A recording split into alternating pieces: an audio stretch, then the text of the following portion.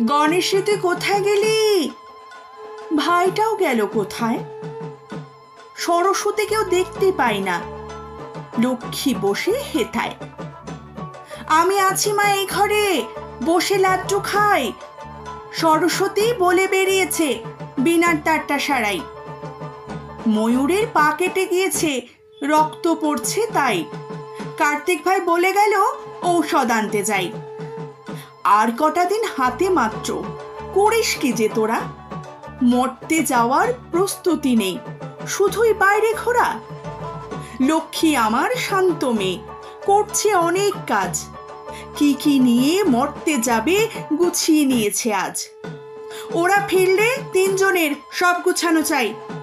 সিংহটা আবার কোথায় গেল? দেখি বাইরে যাই। এমন সময় দেবাদিদেব ঘরে ফিরে এলো। মরতে যাওয়ার প্রস্তুতি কেমন? গুছিয়ে নিয়েছো বলো। পুরানো ত্রিশূল এবারে নয়, নতুন ত্রিশূল পাবে। অসুর বধ করতে হবে, মর্তে নিয়ে যাবে।